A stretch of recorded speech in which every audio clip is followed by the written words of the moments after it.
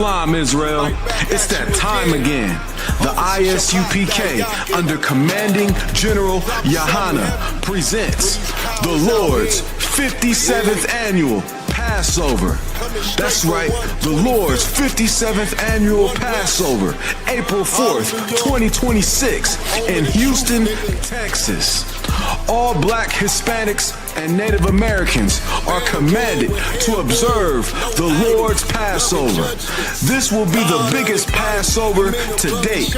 You do not want to miss this. Fresh lamb, fresh wine, and bitter herbs as commanded by the Most High. Only $200 per person, ages 17 and up. The biggest event of the year. There is only one Passover, and it's under commanding General Yahana. See you there, Israel. Shalom. Nobody else there to compare to. Train for war, men of war, and warlike apparel. Prefer our leaders, can't get between us. Watch where you stepping.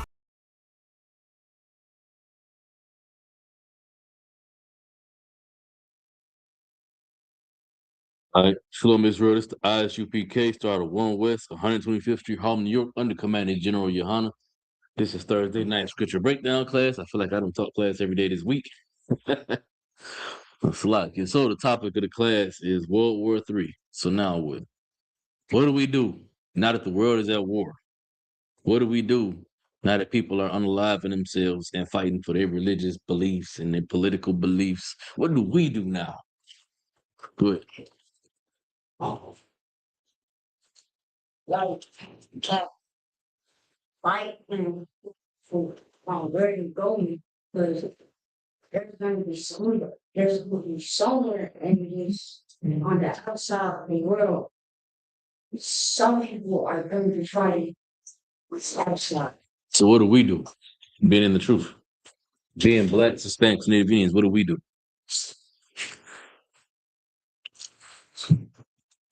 Stand in the truth. Yes, you're right. But nothing bad happening to you, that's not the right answer, because something bad still can happen. Give me Matthew, what was that? Enduring to the end. Is that 15:24? No, that's she. Yeah, that's the wrong one. Slacky. But you know what I'm saying? I forget what verse it said. I was looking for something else.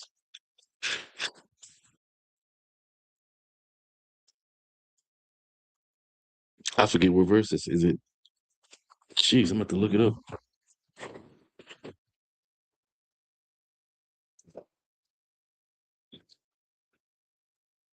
Matthew 10 and 22. Slacky, 24 and 13. Oh, 24 and 13. Slacky. I know it's 24, something 24. oh God. The book of Matthew, chapter 24, verse 13. But he that shall endure unto the end, the same shall be saved. So we're gonna have to endure all the way into the end. It's stuff. Oh, Slacky, we gotta make sure we wait for the little brother to get there too. But we gotta make sure that we endure all the way into the end, because it's stuff that's gonna happen. And World War III gonna happen. They're gonna be fighting. It's gonna be violence, and we're gonna be worried. But we can't worry. We can't have fear. You know what I'm saying? We gotta stay strong in the truth, like you said. But also, we don't fight. We have to endure, because bad things still gonna happen, and we gonna still be affected by it. So you see, they're talking about closing off that port, so ain't nobody gonna be able to get gas, and they done bombed the world's gas station now. So now ain't nobody from no country gonna be able to get no gas. So that means that we gotta prepare for life where gas ain't so easily accessible, where we can't just get in the car and just go where we want to. Now we gotta start stockpiling and saving whatever materials, whatever resources we can. You know what I'm saying? And all of that is in preparation. Slakia, if anybody online has any questions, feel free to put them in the chat. Anybody got any questions? You got questions? You good? Yeah. All right. But yeah, with all that being said, now is the time to really start considering being in the truth and what being in the truth actually means, because the world ain't getting no safer. It ain't getting no easier. And as we seeing, we getting closer and closer and closer to the end times. You know what I'm saying? World War III is literally happening. There's like 14. Look it up real quick. How many countries is involved in the conflict in the Middle East? Because if I'm not mistaken, it's like 13, 14 countries, but it might be more now. That's I saw it was 13 or 14, I believe. Or it might have been 12. But it's a double-digit number of countries involved in that conflict over there. You can read it when you got it.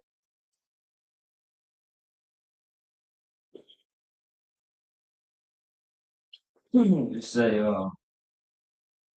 over 50 countries are experiencing active wars. Salaki, it's 50 countries involved in that conflict over there. And we gonna still not call this not World War III? The whole world is involved in this conflict. You know what I'm saying? And it's crazy because these are all like, if you consider like it's 50 countries involved in this. The continent of Africa has 50 countries in it, right? It has 52 countries or 54 whatever countries in it. So enough countries that to fill one continent being at war right now is it's crazy, man. It's not just the one or two small countries. These are superpower countries as well. You know what I'm saying? Ones that really play the major players in the game, if you will. You know what I'm saying? So they at war right now, going against each other, and us as Black, Spanish, Native Indians, we want to join the war effort. We want to join the oppressors' military. Let me see if I can find that video real quick, Kanaka, and send it to you, or see if you can find it. That video of that them sisters twerking in the military. Let me see.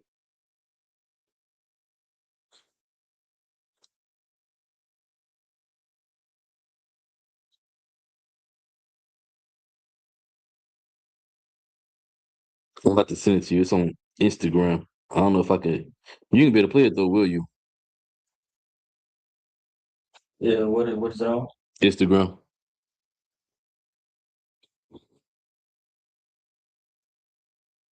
No, okay.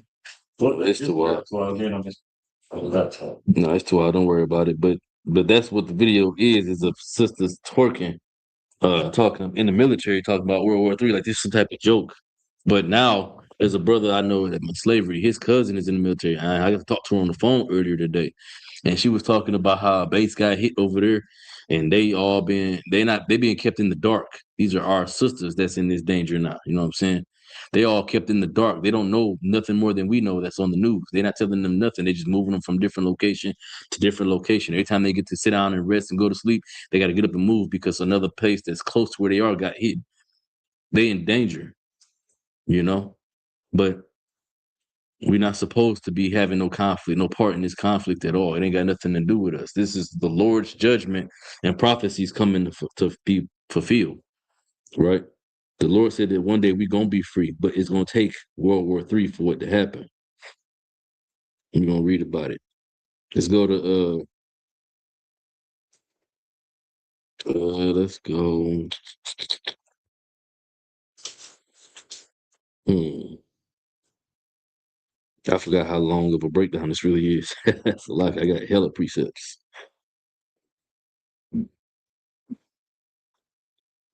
We can go to Ezekiel 7 and 23. No. Yeah, we go to Ezekiel 7 and 23 first.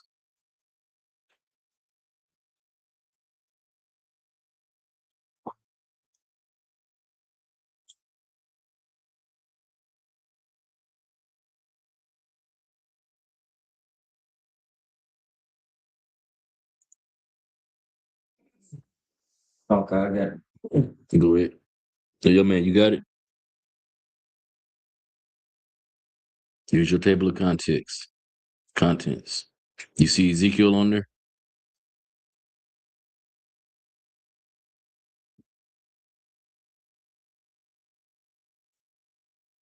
It'll be after Lamentations or after Jeremiah. Then it'll be Lamentations, then Ezekiel.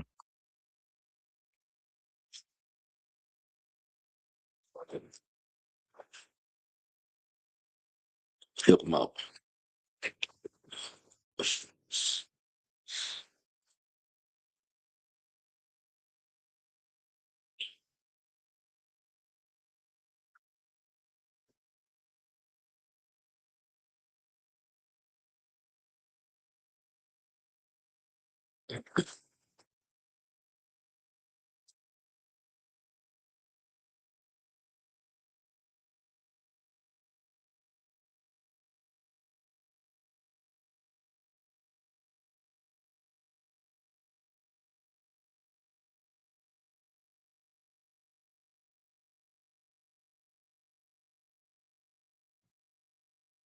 7.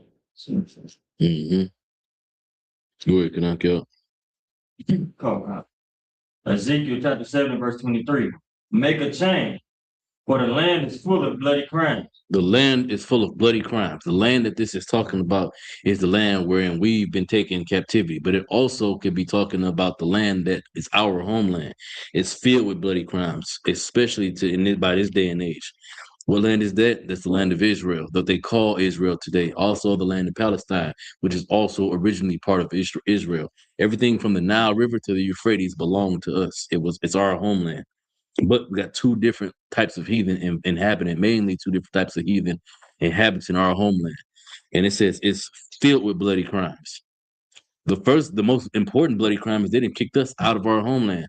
But other than that, they warring with each other, and they oppressing each other and blowing each other up and bombing each other into oblivion, unaliving each other up to oblivion in our homeland. Keep going.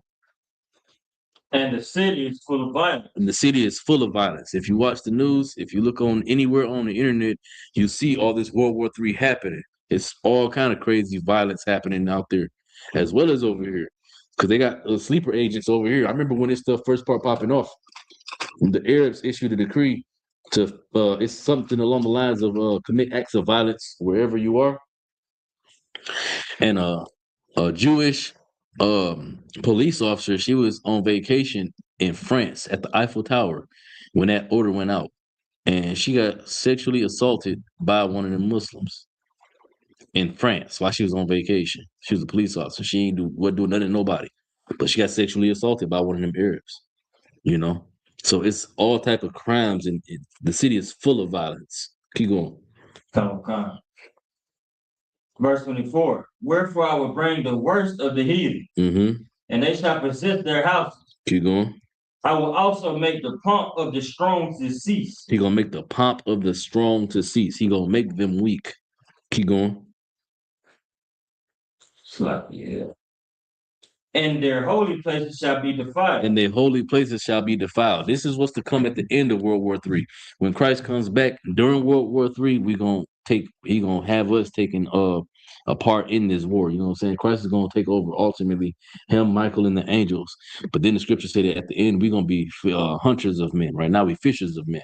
But there's gonna come a time where we're gonna become hunters of men. When Christ comes back, he's gonna take out the Lord's judgment, the Lord's vengeance on the heathen. But the scriptures say that he's gonna do it by the hand of his people Israel. You know what I'm saying? Find me that verse real quick. It's in Ezekiel 25, I believe. He said he's gonna take the vengeance by his hand, the hands of his people Israel. I think it's 25 and 17. 25 and 14. Go ahead. The book of Ezekiel, chapter 25, verse 14. Mm-hmm. And I will lay my vengeance upon Edom by the hand of my people Israel. By the hand of his people Israel. The Lord is going to take vengeance on the heathen, especially the chief of the heathen nations of the Edomite nations, Amalek. He's going to take vengeance on them by the hands of his people. So don't think just because right now we just taking it lying down, right now we can't interact, right now we got to maintain and survive and occupy and just go through the hardship that we ain't never going to get to have justice. The Lord said he going to do what? Read it again. Come. Verse 13. 14. 14. And I will lay my vengeance upon Edom by the hand of my people Israel. By the hand of his people Israel is his vengeance going to come upon Edom. Mainly the chiefest tribe of Edomites, the Jewish man. It's going to come by our hands. Not only just our, you know what I'm saying, Christ and angels, but then by our hands. He's going to select men that's going to go forth and they're going to become hunters of men. Who were those men hunting? The Edomites, the Jewish men. The people who stole our identity, that then policed the whole world and then raped, robbed, and murdered the whole world into oblivion, telling you what you can and can't say, calling you anti-Shemitic when you a Shemite too. That's evil. But all this has to happen after World War III. World War III has to happen first, and we have to endure through it. Keep reading. Come. And they shall do in Edom according to my anger and according to my fury. Mm-hmm. And they shall know my vengeance, saith the Lord God. They're going to know the Lord's vengeance because they've destroyed us. And the Lord is going to require that we destroy them. There's a verse in Exodus. I can't think of where it is. I don't know if you can find it. Cool, but I'm not tripping if you can't. But there's a verse in Exodus talking about how the Lord is going to exterminate all of the Amalekites, the sons of Amalek. They're going to be wiped out. There going to be no more Jewish people, period. You ain't even going to be able to have them as slaves. That was the Lord's promise to Israel. That one day, those people that steal our identity, they're not even going to exist no more. You're going to have to read about them in books. They're going to have museum exhibits. You know what I'm saying? World War III has the whole world on edge and afraid and nervous about what's to come. And that's why I titled the class, so what? World War III is happening, so now what? Now we band together. Right now, the whole world is against itself. It's all divided. That's when we got to come together. Give me Zephaniah 2 and 1. That's when unless you got that verse I was talking about. Did you find it? Which one is that? It's 12. Go to Zephaniah 2 and 1. But that's why we got to come together. Because the world is all the way full-blown divided. We have to stand strong together and be unified together. And that's always how it's been in the black and brown community. That means blacks, Hispanics, and Native Indians. That's always been that way. Whenever things get rough, historically, we always banded together. Be it the grape strike in California, the Alamo. Whenever anything bad goes on, did y'all know? Fun fact: I'm gonna make a TikTok video about this too. That's gonna be my next one that I make. Did y'all know that the first president of Mexico was black? Nah. Yeah, his name was Vincent Gutierrez, if I'm not mistaken. I might be wrong on his last name, but I do know his first name is Vincent. He's a brother. He's a black man. You know what I'm saying? Our relationship with the Hispanic brothers is deeply rooted in brotherhood, deeply rooted. Because on a real spiritual level, it's like we've always been together. Even when we separated, once we end up back together, it's like we reunited with a long lost brother. We've always had each other's back and everything. While we had the Black Panthers, they had the Brown Berets. The exact same thing. The Black Panthers had after school programs and teaching children how to read and stuff before they got destroyed and infiltrated and stuff. The Brown Berets doing the exact same thing. You know what I'm saying? We always fought together on the same fronts, even under different banners. We was always together in the mission. You know what I'm saying? You got that? Come. Go ahead. Book of Zephaniah, chapter 2 and verse 1. Gather yourselves together. The Lord told us to gather ourselves together. This is the so what now? Now what do? We in World War III and everybody's divided. What are we supposed to be? Young man, what are we supposed to be? We're supposed to Read again. Come. Gather yourselves together. What are we supposed to be? Exactly. We supposed to be together. Keep going. Gather together. O nation not desired. Because we, the nation, is not desired. The only thing they want from us is our ability to spend money. That's the only thing they care about is that we're going to spend money and make them richer. We're going to work hard and build their empire for a paycheck that's going to barely take care of us so we can survive. But they're going to be wealthy, beyond rich. They're going to be wealthy. They're going to have generations and generations and generations of financial success, money, power, infamy, authority, everything. Reputation, status, but what are we going to have? A $600 paycheck, a $700 paycheck per week, $30,000 to $70,000 a year max. You know, but all that's gonna come to an end one day because Christ is gonna come back and we're gonna be free. Real freedom ain't just okay. Now I can do whatever I want to do. Real freedom is structure and order the way God would have the world to be. That's what real freedom is. Freedom to serve him without having to deal with the challenges of having to work a job and getting fired and not being able to provide for my family. There's gonna come a time where the heathen ain't gonna have no choice but to follow our laws. You know what I'm saying? Give me that. Give me Zechariah 14 and 12. You was about to say something? Okay, yeah, give me Zechariah chapter 14 and verse 12. Because that's an example exactly of what I'm talking about, man. No, give me 14 and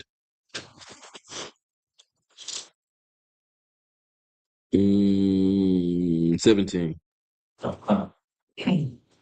Zechariah chapter 14, verse 17. Mm-hmm. And it shall be that whoso will not come up of all the families of the earth unto Jerusalem to worship the King, the Lord of hosts, Mhm. even upon them shall be no rain. Those heathens that don't come up and come and serve us, serve our God and serve our King, they ain't gonna get no rain. This is after World War III, after we win the war. Hold on, after we win the war, they ain't gonna have no rain. Meaning they ain't gonna have no crops growing or nothing. They're gonna suffer. The Lord is gonna allow them to naturally die out. Keep going. Come on. Verse 18. And if the family of Egypt go not up and come not, that have no rain, there shall be the plague, Mm-hmm. wherewith the Lord shall smite the heathen that come not up to keep the feast of The tabernacles. Lord is gonna slaughter the heathen when they don't come up to Jerusalem and keep our high holy days. They have to come and keep the Feast of Tabernacles. They have to come and keep the Passover. You're going to have Egyptians celebrating the death and murder of Egyptian babies. They don't have a choice. They can't come into the Passover, mind you, ever. But they are going to remember it, honor it, and keep it. Respect our high holy day. Just like we are, just like we are in America, respecting they holidays. You know what I'm saying? Giving them Christmas and all that crap. You had your hand up. What do you mean if I'm worried about you in this? It's literal rain. There will be no rain that fall from the sky, and their crops are gonna die out, and then they're gonna suffer plagues. You know what plagues are? Plagues are like diseases, all types of nasty, horrible diseases that's gonna come upon them. They're gonna cause them to get sick and then die because if they choose not to come and serve the Most High, if they choose not to serve our King Yahushua. And there's going to be some heathen that's like that. That's why it's going to be a time where we're going to become hundreds of men. And we're going to have the 144,000 that rule under the 12 disciples. Those brothers are going to be the ones that's going to reign and be the police that keep the law and enforce the law. You know what I'm saying? We're going to keep the law, all of us. But those brothers are going to be the ones that enforce the law. And then the men under them, obviously. You know what I'm saying? But they're going to enforce the law. And if you break in one of them laws, then the judgment that's written in the law is going to happen to you, especially if you're a heathen. We got laws against what Donald Trump is being accused of being a PDF file. You know what I'm saying? Out here touching on children.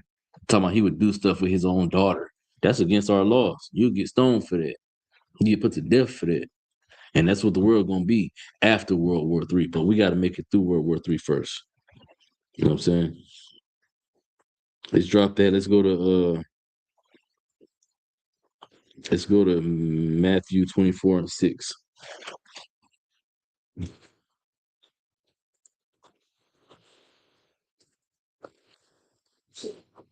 Mm-hmm. It's the first book in the New Testament. But you're gonna see the red letters.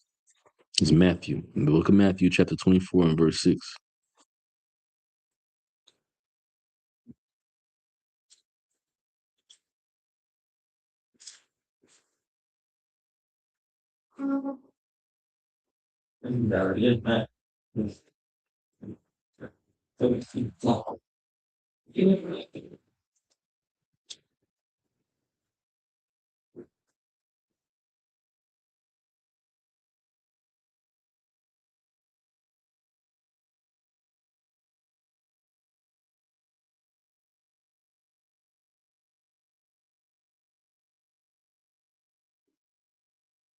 You ready when you got it? Matthew chapter 24 and verse 6. Mm-hmm. And ye shall hear of wars and rumors of war. You're gonna hear about wars and rumors of wars. There was rumors about World War III popping off for decades. You know what I'm saying? They had what was called the Cold War. What'd you say? You know what a decade is? What is a decade?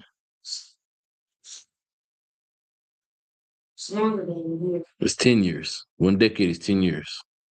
And it's been talked about for decades. That's why I said decades, because it's been like since the 40s. It's called the Cold War, where America and Russia was threatening to go to war with each other, but nobody did nothing. You know what I'm saying? So they've been talking about this for decades. But here we are now, and it's finally on the precipice of it. You know what I'm saying? But we've been talking about war in the world since 1969 in the ISUPK. We've been talking about World War III since then because we knew it was coming. We saw it coming. Why did we see it coming? Because the scripture said it was going to happen. Keep reading. Come. See that ye be not troubled. But you don't be troubled.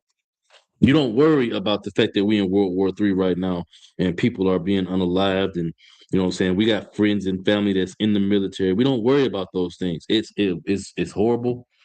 It sucks, but we don't be troubled by that. Why? Because we in the truth. They may not have the truth, but the Lord may still be with them and protect them, even though they afflicted by having to be in this situation. Keep reading. Come on. For all these things must come to pass. They might come to pass. Must come to pass. They must come to pass. This has to happen. All of these things that's happening with World War III, they must come to pass. That's the only way we're gonna be free. The world has to crumble. The Lord built this place up. Hold this, and go to Romans 9, where I was at 9 and 14, 15. But the world built this place up so that he can destroy it. He built it up and made it great and amazing earth. You know what I'm saying? With all its economies and creations with the Hadron Collider and all that nonsense, all that science and stuff. It's cool. But it don't get blacks and Hispanics to start serving the Lord no more. It don't make us turn our hearts away from America or away from wherever countries we spread apart into, you know what I'm saying? Scattered into. It doesn't teach us to love each other. Read that real quick. The book of Romans, chapter 9, verse 14. What shall we say then? Is there unrighteousness with God? Keep going. God forbid. Keep going. For he said to Moses, I will have mercy on whom I will have mercy, and will have compassion on whom I will have compassion. He said he's going to have mercy on whom he's going to have mercy, and compassion on whom he's going to have compassion. He's going to have mercy and compassion on us. But we have to endure through all of this, man. And it's rough. It's going to be rough. But it is what it is. You know what I'm saying? This is what's going to make us come back to him. Salakia, go to Salakia.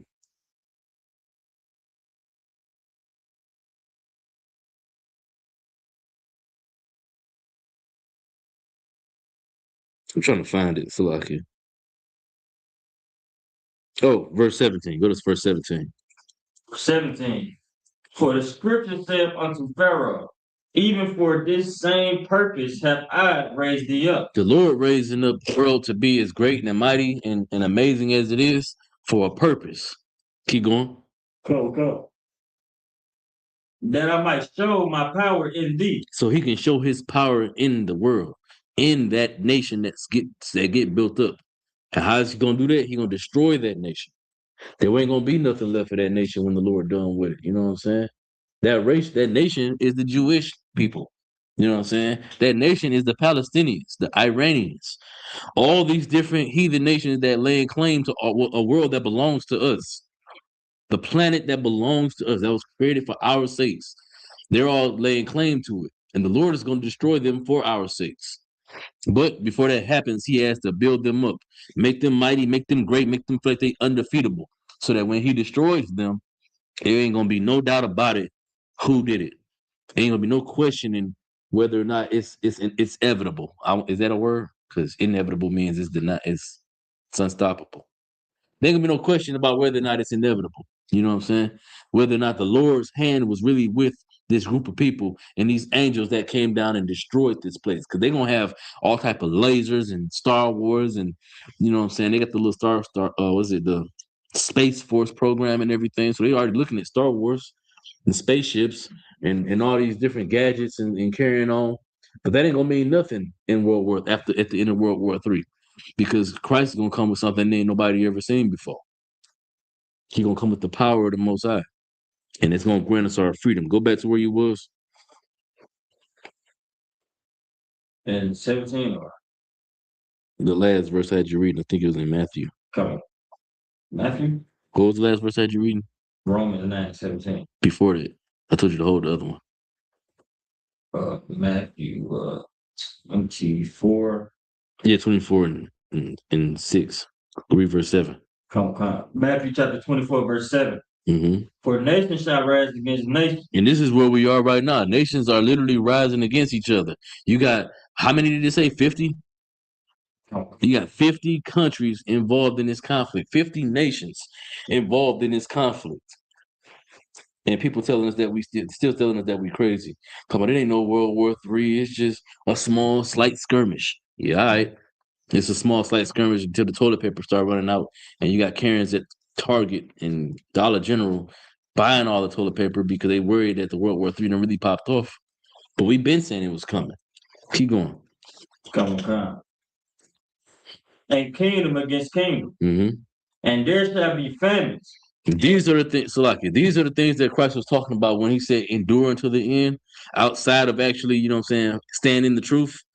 And he said endure to the end, meaning the things that's coming after the World War III start, the things that we finna endure. It says famine. Keep going. Come. And pestilences. And pestilences. Famine, meaning we gonna go hungry. Pestilences, meaning that the ability to reproduce food ain't gonna happen. Crops is gonna start dying. The water supply might get infected. The ability to go and get food because fuel is going to be affected. Fuel production rather is going to be affected. But all this is going to happen at the end of World War III. It's going to be caused by World War III. Keep going. Come. And earthquakes in diverse places. In diverse places, places that you wouldn't even expect to hear about earthquakes in. You see what happened in Jamaica. That ain't just literal earthquakes. It's talking about natural storms, natural occurring disasters. You know what I'm saying? Jamaica faced an extreme hurricane early last year. You know what I'm saying? Our brothers and sisters was afflicted. But you know what that meant? That meant that the prophecies and the seals is being unfolded. You know what I'm saying? The seals is being removed. The prophecies is being revealed. The things that the Lord promised was going to happen is starting to happen now. And we're starting to see evidence. And what do we have to do? We have to endure through it all. Because at the end of it is coming our salvation. Keep going. Come. Verse 8. All these are the beginning of sorrow. All of these things are the beginning of sorrows. It's going to begin to make us sad, and our suffering begins at the precipice of these things. When the food start getting short, we're going to start to suffer. When the pestilence come and we can't grow food, we're going to suffer.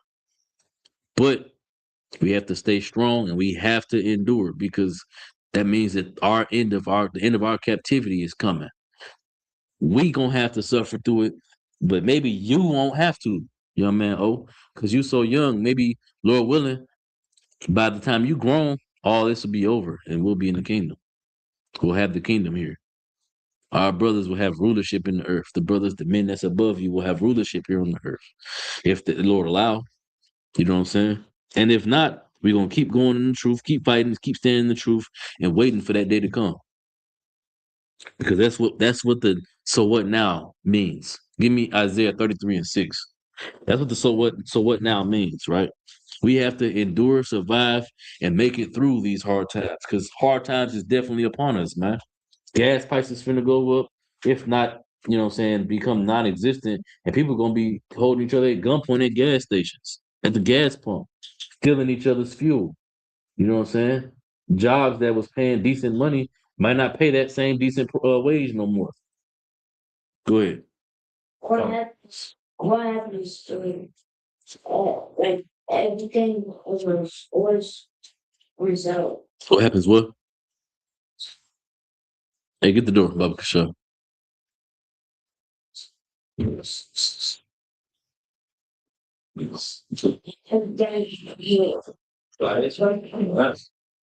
it go away? What you think gonna happen? Yeah, we're gonna suffer, but then what do? Do we leave the truth?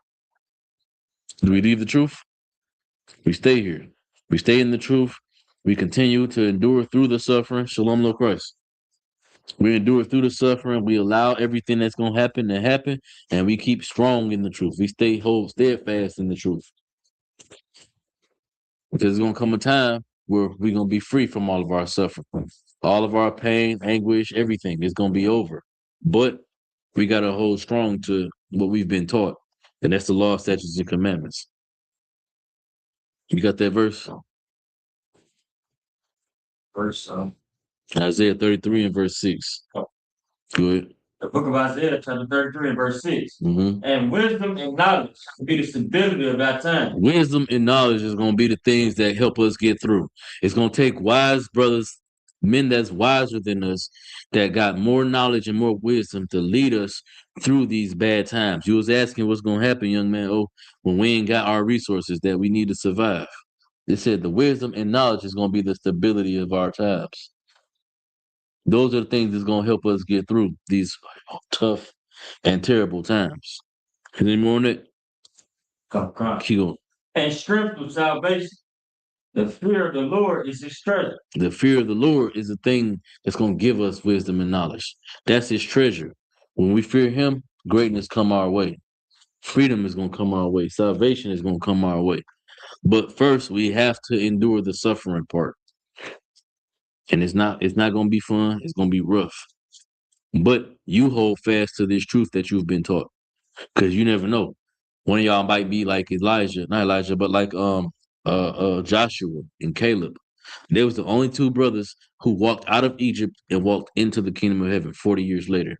They walked out of Egypt as children and they walked into the kingdom of Jerusalem as grown men. Their whole families died off. New generations was born out in the wilderness, and those brothers was the only two from the generation that walked out of Egypt, walked into the kingdom, walked into Jerusalem. And the Lord made Joshua and Caleb the leaders of the people when it happened. But all of that was at the hands of us having faith in the Most High, being obedient to the Most High, allowed that to happen. But we had to suffer through the wilderness, through then, at that point. And we still got to suffer now, today, in this modern day. Salakia, what does that say? This is what? Oh, it's a brother in Knoxville. All right, shalom, Lord Christ, brother. I see you, Most High in Christ. Make sure you writing down the verses. Make sure you taking notes. You know what I'm saying? And if you got any questions, feel free to put them in the chat, and I'll answer any questions. All right, let's go to Salaki. You got any questions before I continue? No. All right, let's go to Revelation 11 and 14. Mm-hmm. Chapter 11 and verse 14. It's at the end of the Bible. Mm-hmm. No. Cool. You're going to Revelation chapter 11 and verse 14. If you're online, make sure you're taking notes and writing down these verses, because this is going to put these in your precept book.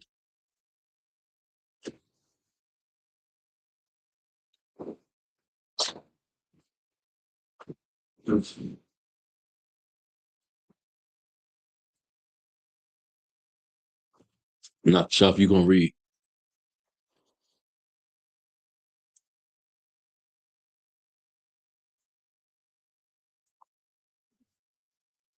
Yeah, Revelation. 11 and verse 14.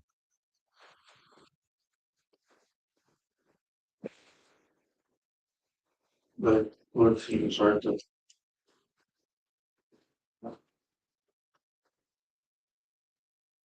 Go ahead.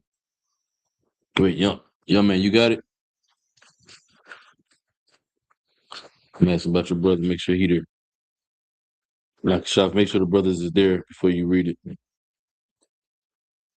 Or it's Revelation 11, 14. That. Yeah, we have. All right, I can got it.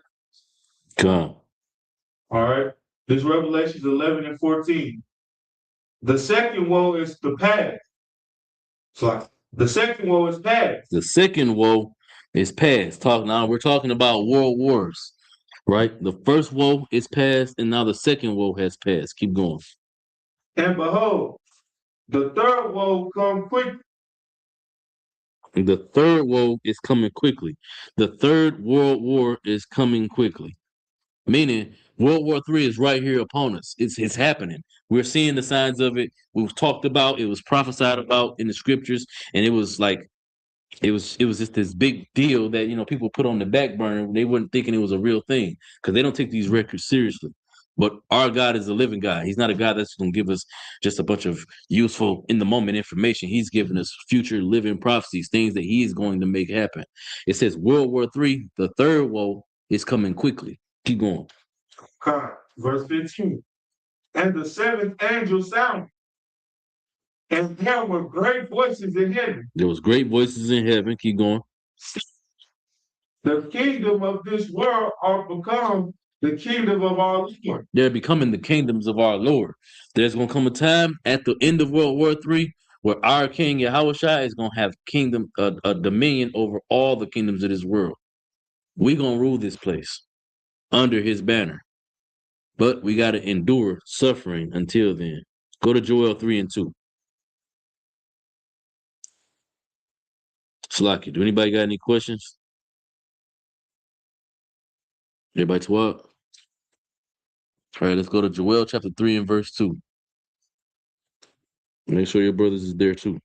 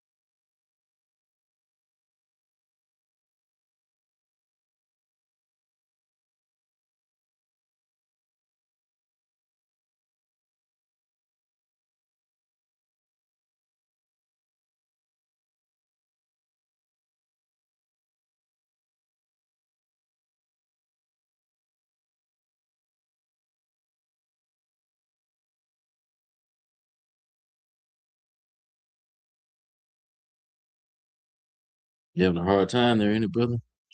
If you need to, go to the table of contents in the front. If you need to, ain't nothing wrong with that. Flashlight. I know it's one of them small, obscure books. Said 32 up there. I got three. Okay. Mm-hmm. All right, all you got it? Gone. All right. This Joel 3 and 2. Mm-hmm.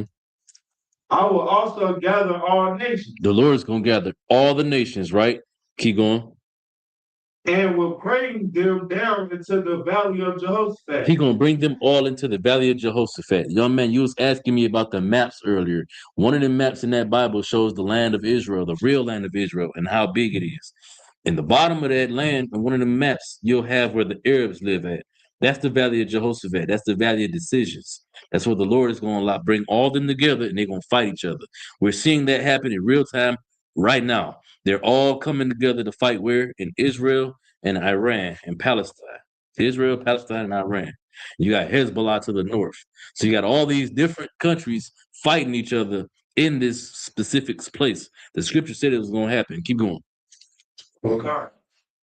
And will plead with them there for my people. He said he going to plead with them. What do y'all think that pleading means?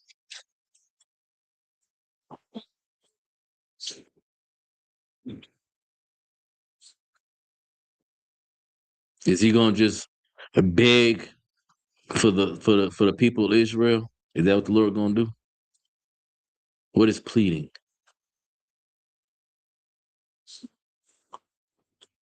Nope. Hold that. Could not bring up, read Isaiah 66 and 16.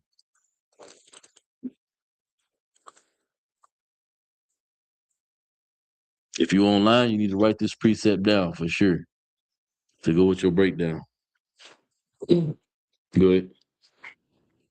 The book of Isaiah, chapter 66 and verse 16. Mm-hmm. For by fire and by his sword will the Lord plead with all flesh. He's going to plead by fire and by sword. That's what the pleading is. He's not going to ask the heathen to free Israel, to let Israel go. The Lord's going to come with fire and with swords. He's going to bring violence to them, destroy them, and he's going to fight so as to be free. It ain't going to be the Lord himself fighting. It's going to be Christ, Michael, the Archangel Michael, and all the angels. The scriptures say 100 million or something like that. 200 million, something like that. Angels is going to come out the sky and come and fight so that we can be free. They're going to fight against all the heathen nations. You can read about in the Apocrypha where it talks about how all the nations that's fighting against each other, they're going to see Christ. They're going to turn and start to go to fight Christ. You know what I'm saying? All this is prophesied in the Bible and it's going to happen. Keep reading, Joel. Come on. And for my heritage Israel, whom they have scattered among the nations. He going to fight for his heritage Israel. That's us blacks, Hispanics, and Native Indians. He's going to fight for our freedom. Well, no matter where we scattered at. Keep going. Okay. And pardon my land. Keep going. And they have cast lots for my people. Meaning they done put us on like auction booths and cast bids for our lives. You know what I'm saying? They've played the game of Monopoly with our communities. They own all of the properties and all the houses and all the towns, and they charging us the rent. They charging us the mortgage. They raping our pockets. You know what I'm saying? So we can never rise up to own or possess nothing. We can never pull ourselves out of a destitute space as long as these wicked, evil bastards is rulership over us. But the Lord said He gonna bring all that to an end. Keep going. Okay. And have given a boy for a harlot. They didn't give boys for harlots. Do y'all understand what that means? That means that y'all know we got the Epstein files being revealed, right? And they come to find out that these white rich men is doing all type of crazy sexual things to little boys. Some of them little boys are black and Hispanic little boys. They didn't gave our little boys for harlots. Keep going. And sold a girl for wine. And they've sold our little girls for wine. Our little girls are coming up missing. It's a story I keep seeing on Facebook about a young sister in Detroit. She didn't come up missing. She's like 14. She didn't come up missing. And it keeps showing up on my timeline. And you know what I'm saying? Ain't no telling what didn't happen to her, but they've done something to this sister to where she didn't disappear, you know what I'm saying, for some type of gain, be it for organs or whatever. And this is a very common occurrence that happens to black women, unfortunately, in these hospitals. They don't help them. They don't give them medicines. They allow them to hurt and to suffer, hoping that they die so they can harvest organs from them sisters, man. Take their eggs, take their ovaries, everything. The shop brought that out the last week in class, or the week before last in class. Salakia. Is there any more on it? Go ahead. That they drink. That they may drink. Drop that. Let's go to Isaiah chapter 11 and verse 10. I'm going to show y'all the Lord gathering us no matter where we scattered at, because that's what He promised He was going to do. And that ain't the only place He said He was going to do it. You go. Isaiah chapter 11 and verse 10.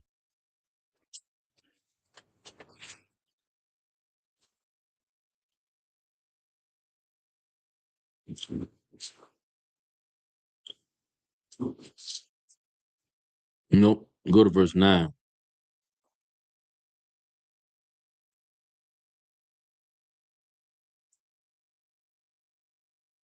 I can got it. Yeah, call it out. Isaiah 11 and verse 9. I can got it. Come. They shall not hurt nor destroy at all my holy mountain. The Lord's holy mountain is talking about government. When the Bible talks about mountains, it's talking about governments. And the Lord's holy mountain is the government of Israel. Keep going. For the earth shall be full of knowledge of the Lord. The world shall be full with knowledge of the Lord. They're going to know that knowledge. How? Because He's going to send His Son Christ and all of the angels to come and give war with the rest of the heathen so that we can be free. Keep going. The waters cover the sea.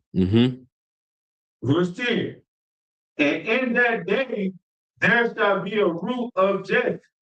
There's going to be a root of Jesse. Who is Jesse? Do y'all know who Jesse is? Jesse is the father of good. Exactly. King David's father, Jesse. He's the root of Jesse, though. Meaning he's who Jesse comes from. Keep going. Which shall stand for the ensign of the people. He gonna stand for the ensign of the people, meaning he gonna stand for the freedom of his people, meaning the Israelites. Keep going. To it shall the Gentiles see. And his rest shall be glorious. And his rest shall be glorious. Keep going. Verse 11.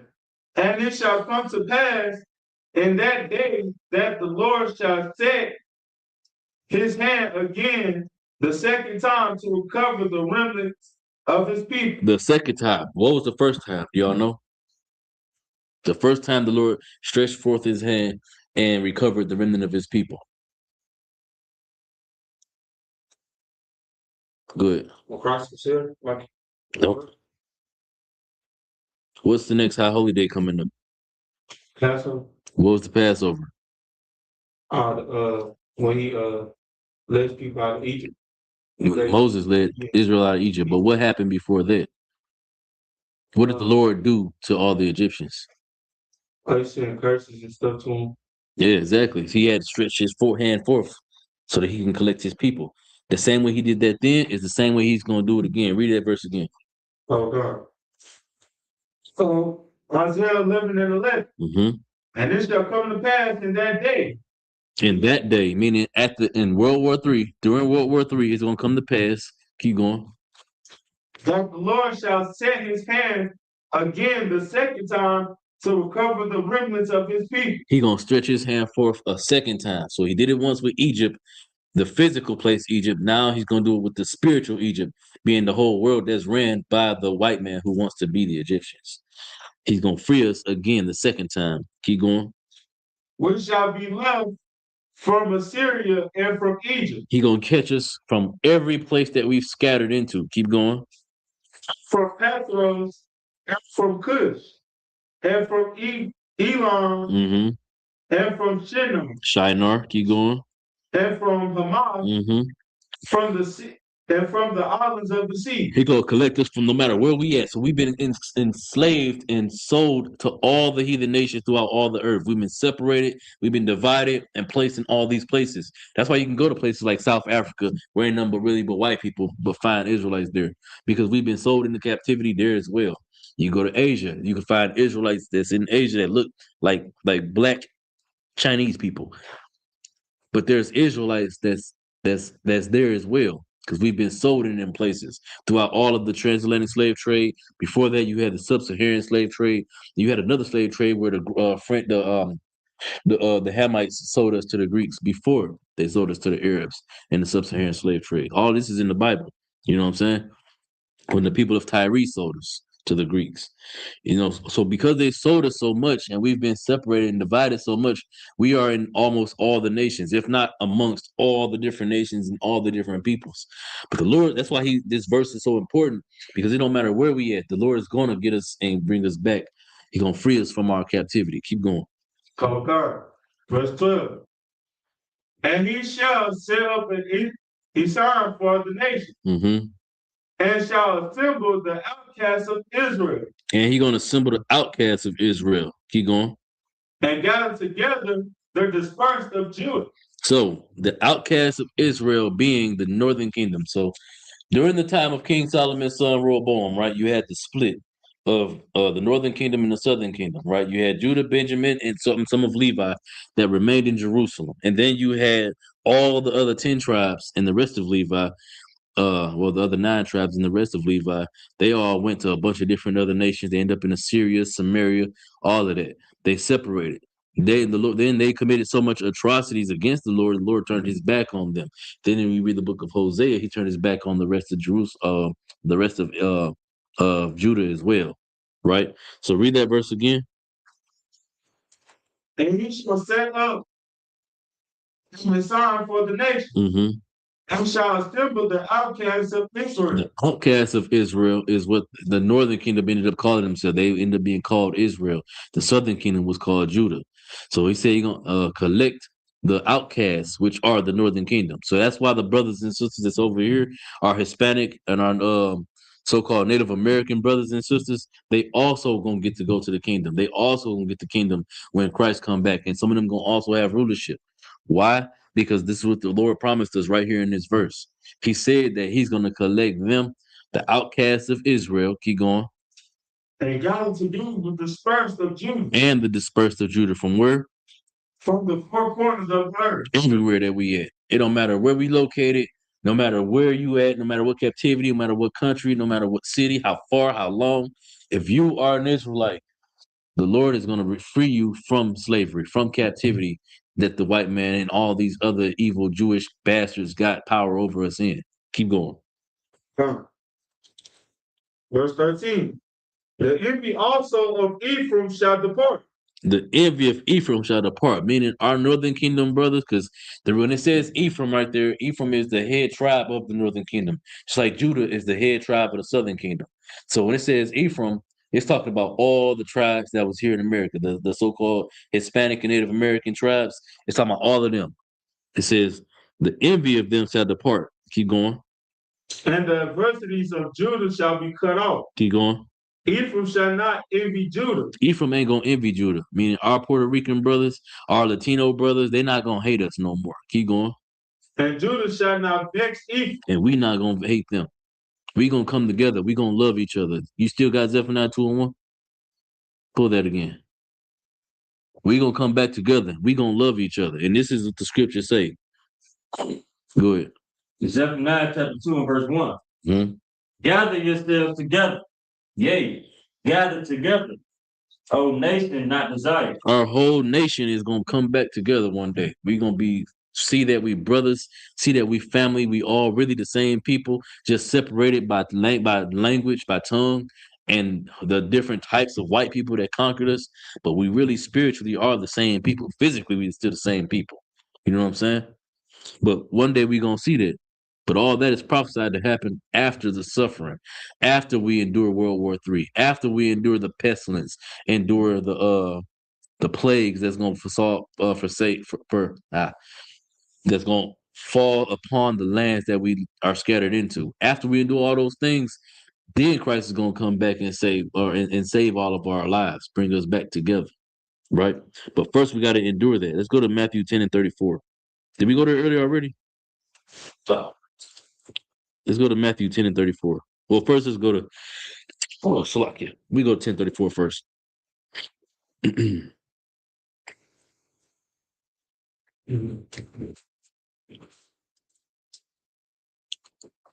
You got it, young man?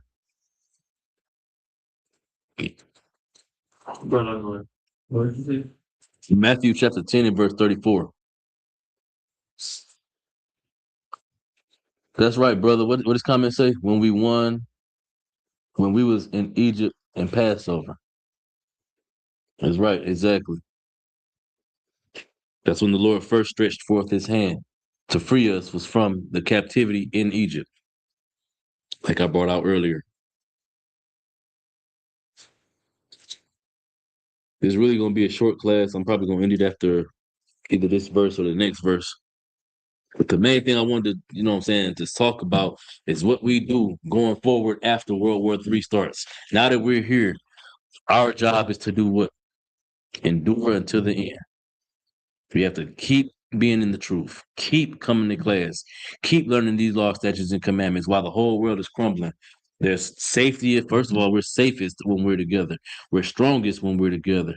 And we have contingency plans in the ISUPK. So when they ain't got no gas, when they ain't got no food, no water, no shelter, we already got plans and we going to all be okay no matter what because we are here. And we have leaders above us and men above us that's going to make sure that we safe. You understand what I'm saying? Y'all got that? Go ahead, read it. Matthew 10 and 34. Mm-hmm. Think not that I have come to send peace on earth. Christ said, think not that I'm coming to send peace on earth. Christ ain't just sweet newborn infant baby Jesus like white people try to make him out to be. The movie, what's that, Talladega Nights, where he was sweet baby Jesus and they all the different type of cute, loving names they come up with. Christ ain't come to send peace on earth. Keep going. I came not to send peace, but a sword. He came to send a sword on earth. That sword is destruction, violence, aggression, all of that for us to be free. The whole point of all of it was to grant us freedom so that we not suffering the things that we suffering. Y'all see rent prices out here, gas prices, the cost of food. At one point, a carton of eggs was $12. You know how crazy that is? You know how many eggs a chicken lays a week? One hen, one kosher will lay like 60 eggs a week for free. You don't got to do nothing to her. So long as she's not miserable, sad, and depressed, she'll keep laying eggs every single day. She'll lay at least 5-6 eggs. And she'll just keep laying eggs and keep laying eggs. And they're charging us $12 for 12 eggs. They're charging us $1 an egg when they get them for free. That's evil. That's diabolical. But those are things that we're gonna have to endure until the end. Go ahead. It isn't fair. But you know what it is? It's judgment.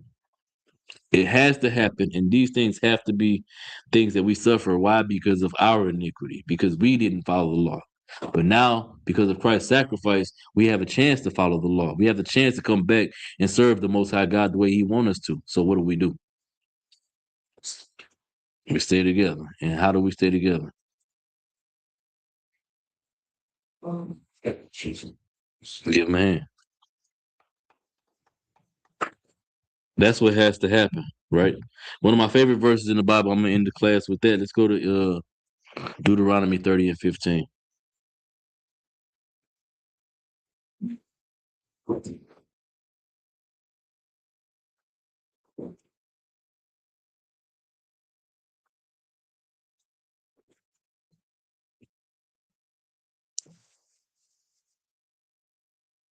Deuteronomy chapter 30 and verse 15.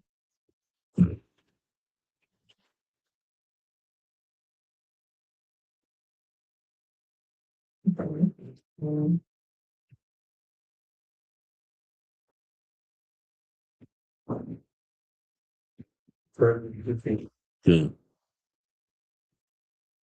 Can read it where you got it.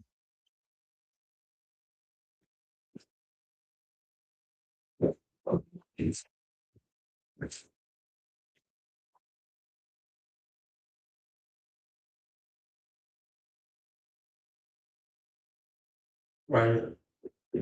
All right. Deuteronomy 30 and 15. Do all got it? Done. All right. See, I have set before thee this day life and good, and death and evil. He has set before us this day life and good and death and evil. The life and the good is the law, following the law and enduring all the way into the end.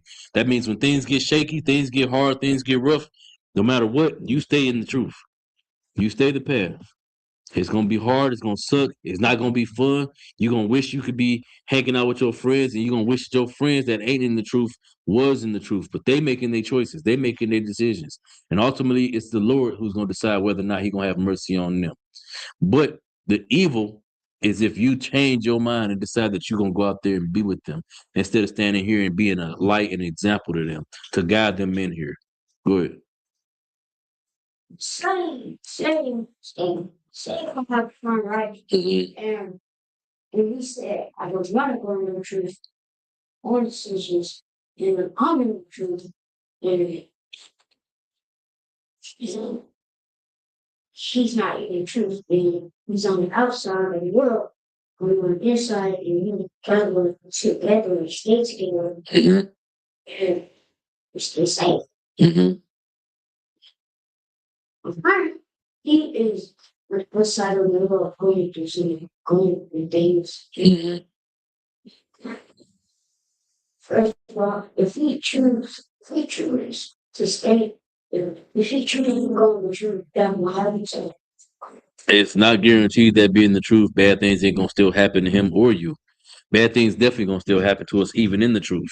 But by us being in the truth, we know that we're going to come back if bad things happen. Regeneration is what we believe in. We don't believe we're going to just die and that's the end, that death is the end of our lives. We're going to be regenerated in the world. We regenerated in the earth.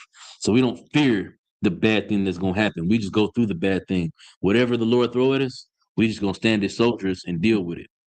Because at the end of it is the kingdom. He ain't don't know that though, because he ain't in the truth. And the Lord, there's no guarantee that the Lord ain't gonna save him. There's gonna be brothers and sisters that's not in the truth that's gonna be on them chariots with us. We just read it. It don't matter where we at. The Lord's gonna save all of Israel.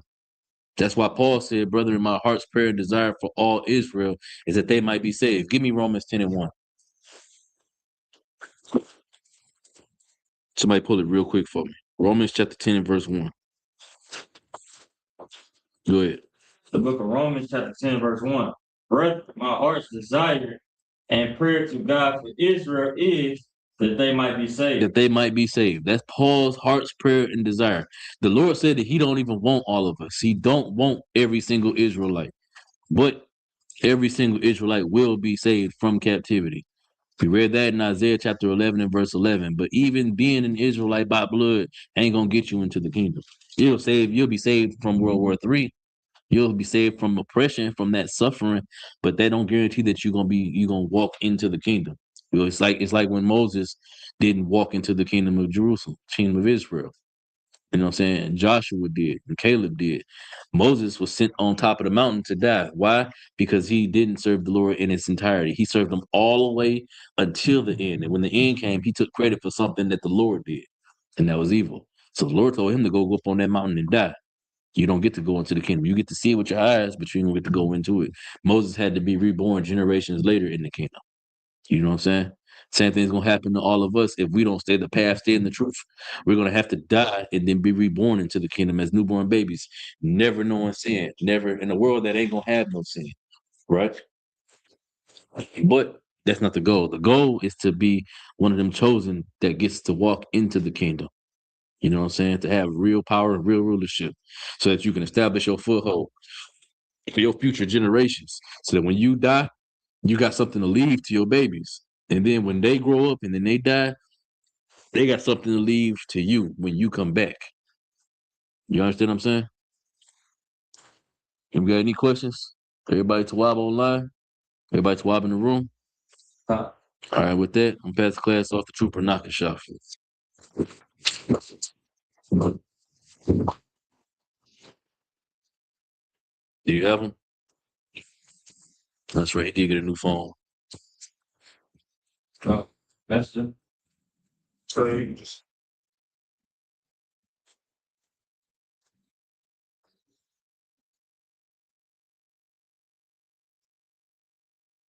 I just already made him. I'm sorry.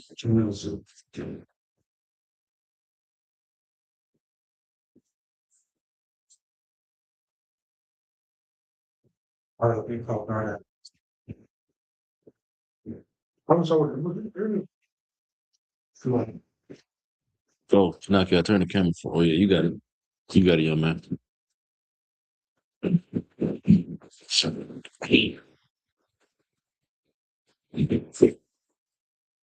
These are the ISUPK security announcements. We are the ISUPK started out of 1 West 125th Street, Harlem, New York. Food for any new brother or sister. When a new brother or sister come into school, they are off limits for 6 months. They are to be saluted only. They are here to share themselves of the world. If they need transportation, the teacher will arrange it. After another 6 months, if a brother or sister have a particular interest in a particular person, he or she must get permission from the head to speak to a brother or sister. There's another 6 months which the brother and sister will court each other. After this 6 month period, the brother and sister will get permission from the head to marry. Tithes, which is the commandment, found in Numbers 18 and 21, or Malachi 3, verse 8 through 10, means tenth in the Hebrew, ma'ashim. 10% of any increase the Lord gives you. Give to the church department of teaching. Priest funds. Free will offering for priests. Not mandatory. Well, but so much you will like. Upcoming holification, the Passover, April the 4th, 2026. Remind all Akim, Akwaki, check the books for the holiday. If anyone wants to be a trooper in the school, to start wearing all black, blue shirts, pants, headband, or scarf. And with that, Mike, we'll give one question salute to the brothers. Mike Spot, Mike, Brock. Yeah, I'll see y'all shop right there. Y'all in the top? Class dismissed.